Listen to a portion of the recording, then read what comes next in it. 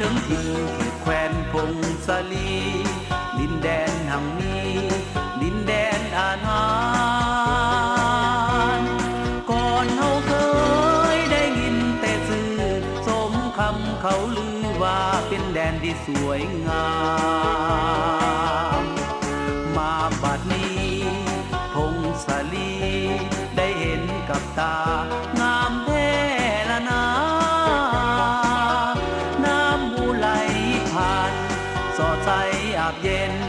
แนบเน้นหมู่ป่านาสะอ่อนเท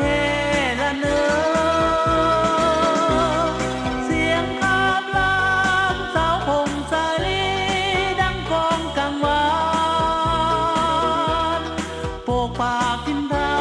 นออกแห่งงานอยู่ตามภูดอยจิตใจสิ้นซอยเมื่อได้มาแขวงพงศาลีลงอาบน้ำอูที่แสนสดใสเหมือนอาบน้ำใจสาวพงศาลี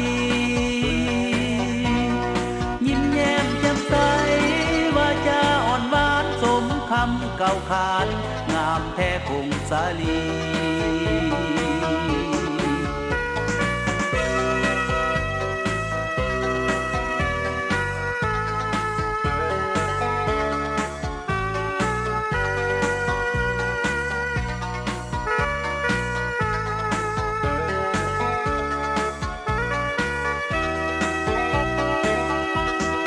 ได้มาถึงถิ่นแคว้นพงศาลีดินแดนแห่งนี้ดินแดนอาณาก่อนเฮาเคยได้ยินแต่ชื่อสมคำเขาลือว่าเป็นแดนที่สวยงามมาบัดนี้พงศาลีได้เห็นกับตางามแท้ละนาสอดใสอาบเย็นแนบเน้นหมู่ป่านาสะอ่อนเท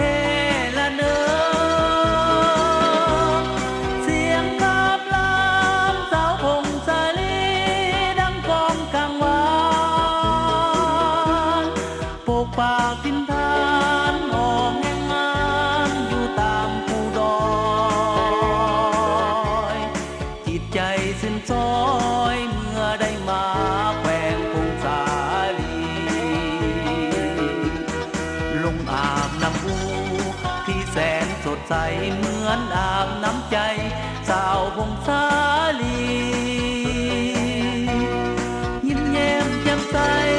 ว่าจะอ่อนหวานสมคำเก่าขานงามแท้พงศาลี